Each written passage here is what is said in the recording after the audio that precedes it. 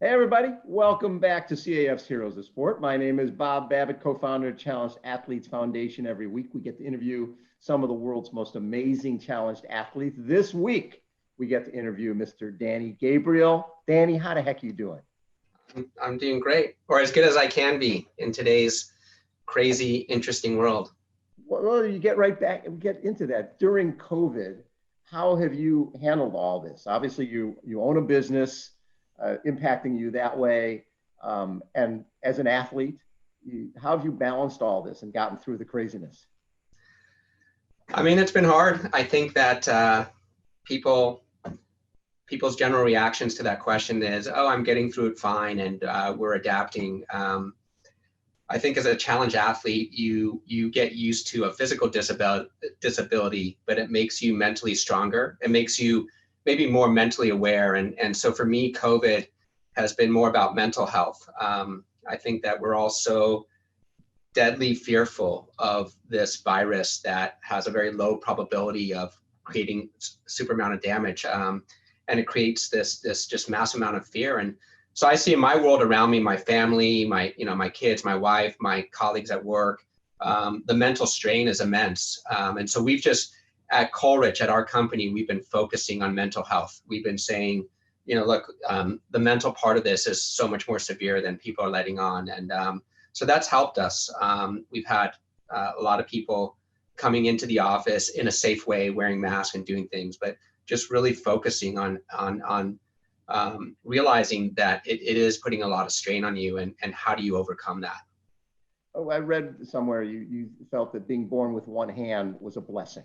Why would you say that?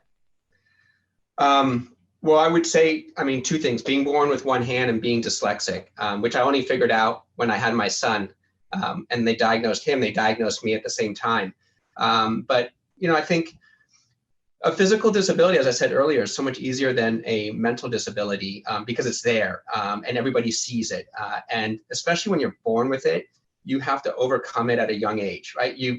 I remember learning to tie my shoes when I was, I don't know, 3 or 4 years old. And my mom sits me in a room and says, come out when you've got it.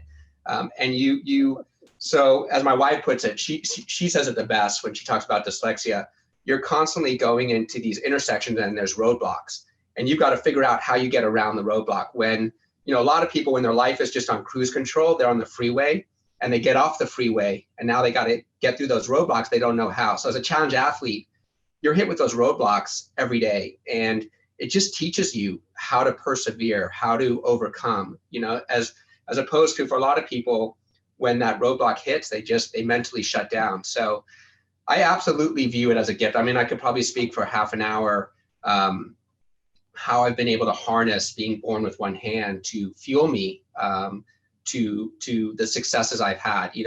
Work ethic. When you like, I talk about tying my shoes, or how learning to play tennis or hit a golf ball or play baseball. I was an all-star first baseman when I was like 7 years old, and I had to come up with a way to take off the mitt and throw the ball. And all of that is getting your brain working on how you overcome, how you do things differently. And I think in life that helps you immensely.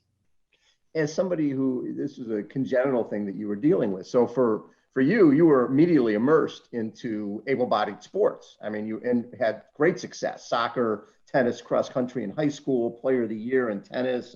You accomplished so much at La Jolla Country Day School, Hall of Fame, Athletic Hall of Fame.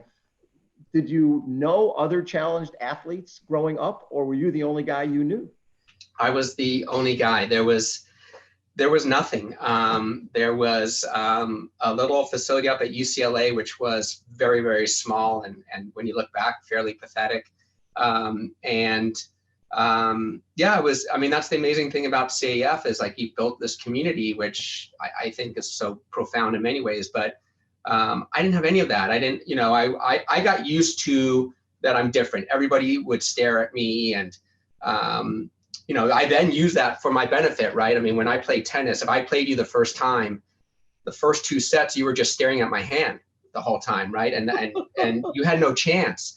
Because I was, this one-handed freak that was playing tennis at a very high level. Today it's awesome that it's a lot more common, and I think we as a community benefit from that. And when I say community, I don't just mean challenge athletes. I mean, I think challenge athletes impacts able-bodied athletes more than challenge athletes. You know, just inspiring people to be good people and change the world, service and give back. Yeah, but there was nothing. I mean, and on the psychological side, you know, I remember my mom, bless my mom, we went to Cancun and there was a layover, and this is a great story. We're sitting in the airport and she meets a shrink and she says, you know, my son, he has one hand and he should probably talk to someone. So she arranges for me to go see this guy, and walk in his office, and he says, he gives me this Nerf bat and he says, I want you to hit this couch with all your frustration with having one hand. And I take this and I just like tap the couch. He's like, no, take out all your frustration. I'm like, I'm not frustrated. You know, I'm now 12 years old. I've figured out how to adapt. I've overcome, you know, but that was all I had, was a guy telling me that I should, you know, beat the crap out of a sofa because I was born with one hand.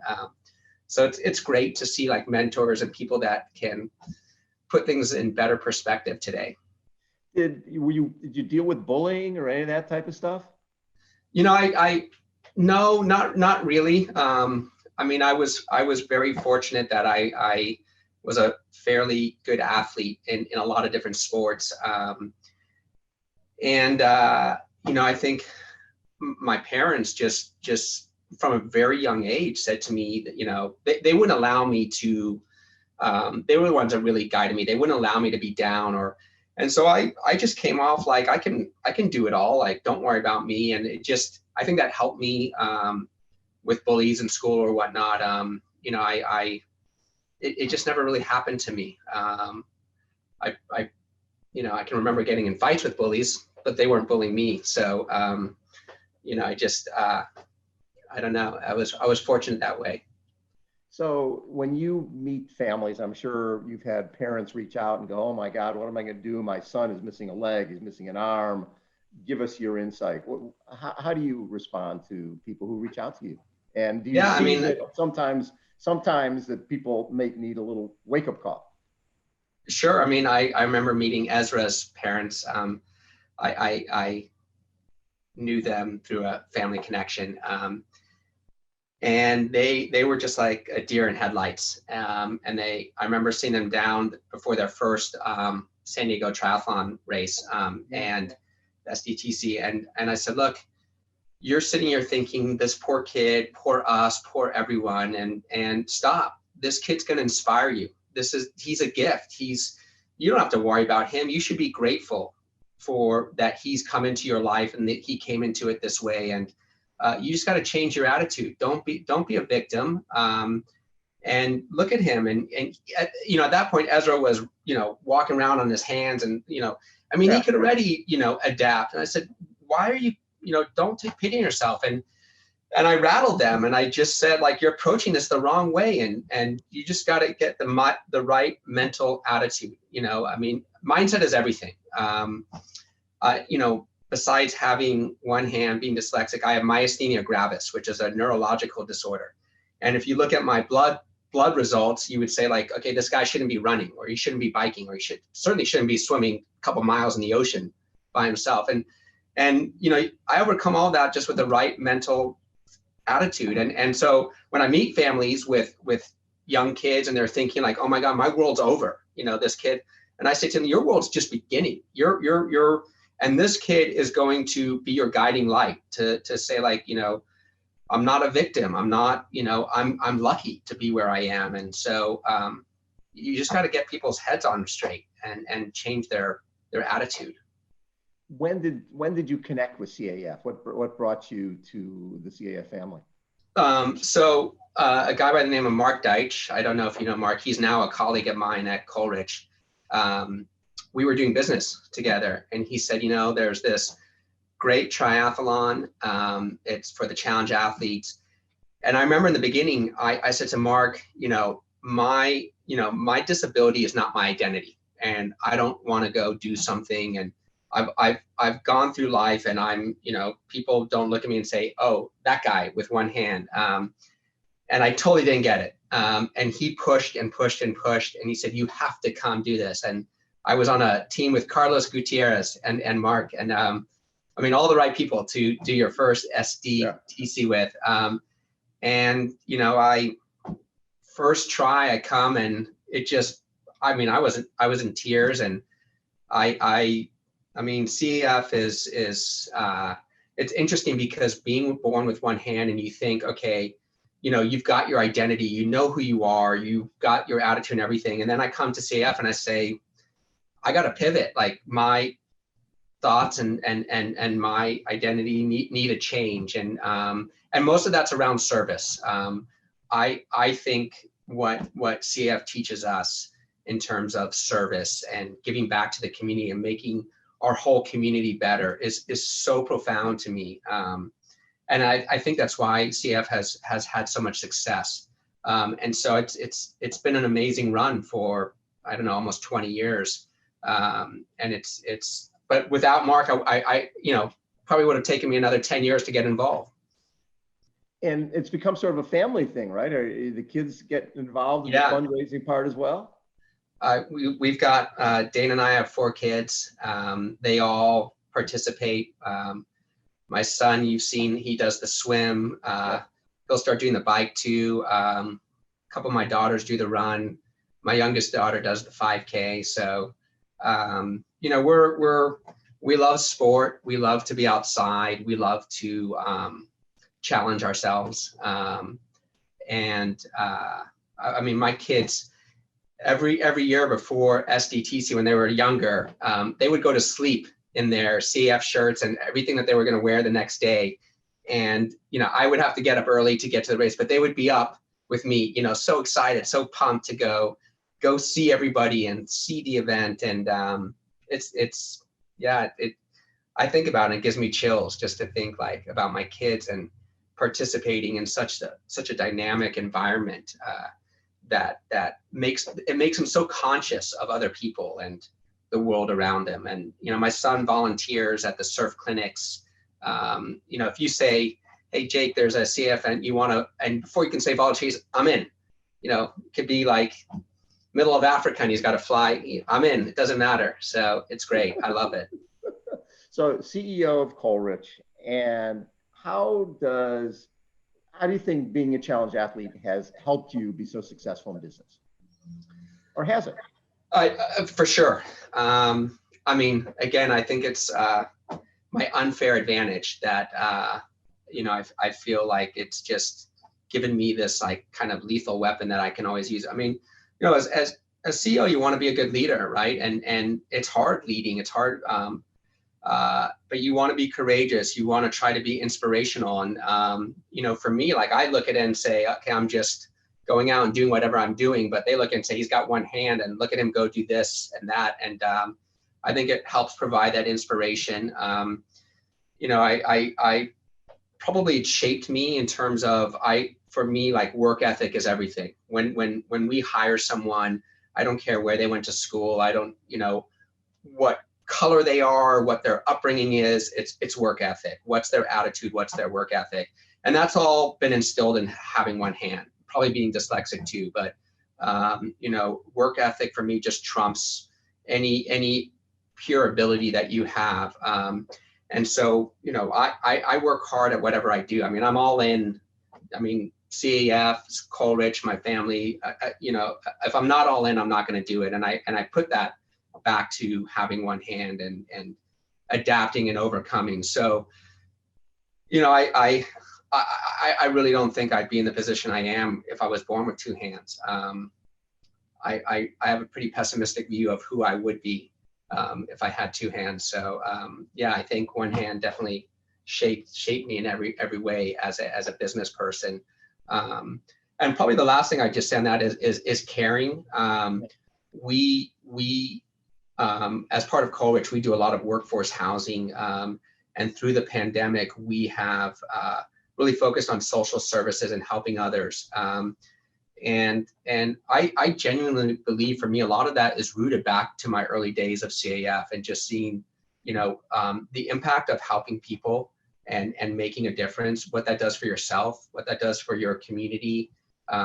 is really profound. I think everybody needs a why, like why you do something, and why does it motivate you? Without the why, I think it eventually dies off. And service for us at ColRich has become the why, like what can we do to help all these people that live in our communities?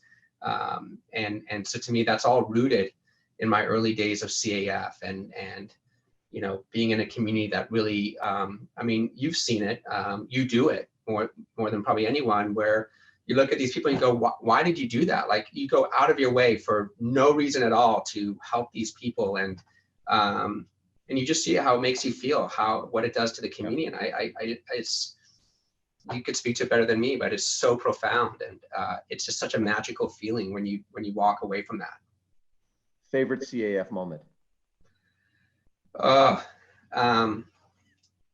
So I hope it, so I watched the video of Haven, right? And I hope I'm the right athlete, but she was the one who lost both her legs, right? Vietnam. Yeah, and so my favorite CAF moment is I'm sitting with a friend of mine who CEO of a big financial company. We're about ready to start the race and jump in the water at the cove, and like I'm in tears talking about her mom, and it chokes me up. So I say to him, like, imagine the type of person that goes to Vietnam and rescues this kid. Like, who does that? Like, and we're sitting there giving an award to Haven, but like, this should be about her mom. Like, this is the most incredible person.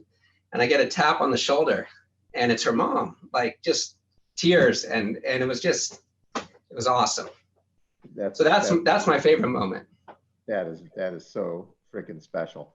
You've done SDTC, you've done MDC. Do you have any idea how, I mean, every year you guys raise like 75 to 100K for CAF. Any idea what your total is now? No idea. Not enough. Not enough. See, yeah. We need more people with that attitude. So when I see you, Danny, and I saw you at Ironman-ish and MDC and SDTC, you are all in. You've always been all in. Besides Haven, have there been a couple of CAF athletes who you've created special relationships with, who you've become friends with? Yeah, I mean, I think, a lot of them. Rudy, every time I see him every year, he's a couple times come to speak to our Team ColRich group before the race.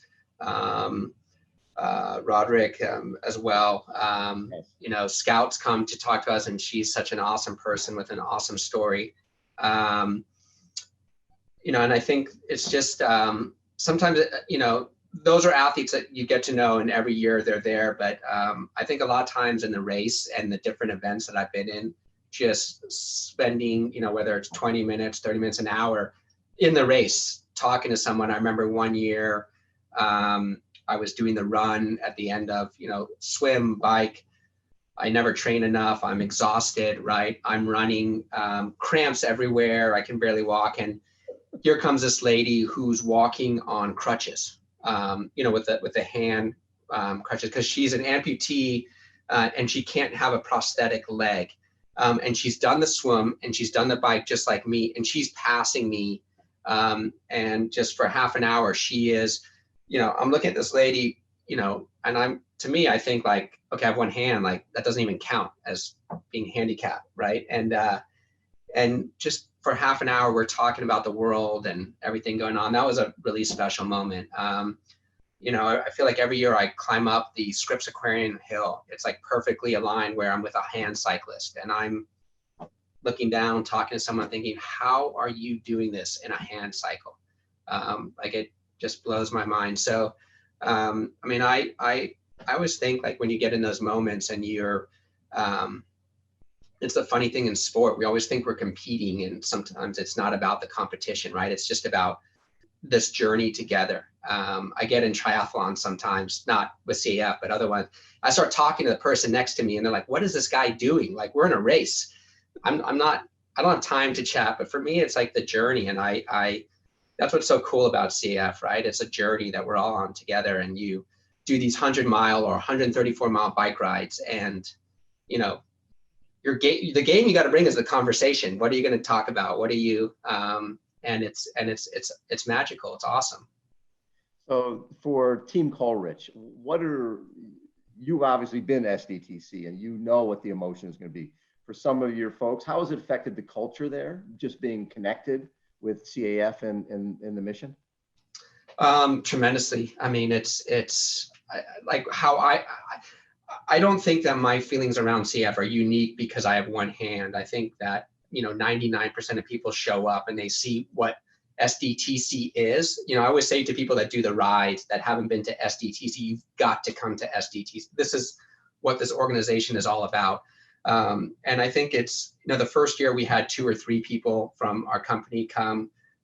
Then the second year it was like 10. And by, the third or fourth year, it was like 70% of the company would come to watch the race, just because it makes you feel so good, right? It's so impactful. And for us, it's, again, the why, like being committed to service, being committed to helping other people. We had a great challenge athlete speak to our company over Zoom a couple months back, and it's just another instance where we're sitting here and we're saying like we're victims and poor us and COVID and we're stuck. And then this guy gets on who's blind and who is the jiu-jitsu national champion with able-body, and it's a pick-me-up, right? I think SDTC that day is a pick-me-up for everybody. You come home and you're just like, you feel good about life. You feel good about humanity. I mean, we read about what's going on today, and it's like just one day at SDTC can overcome all of that, right? Where you get re-inspired by the average person. So I think it's had a tremendous effect. We also get a lot of our consultants and lenders and contractors and all different people. We're an apartment company, and we probably get 300-400 people that donate. And what's cool is they're not just donating. A lot of them will read about the event, or a lot of them have come to the event, and it's a really cool pick me up for everybody. Love it. Hey, Danny, thanks so much for being part of CAF family. What you bring to CAF is amazing. And thanks for taking time to join me on Heroes of Sport, man. It's always a pleasure to see you. I've seen you at Ironman-ish. It's dark, and we're like, what the heck's going to go on? And seeing you, big smile. You knew everything was going to be okay. Well, I look forward to the next one. Love it. Danny Gabriel has been our guest again, CAF Heroes of Sports. Thanks, everybody, for tuning in. Check us out next time. See ya. Thanks, Bob.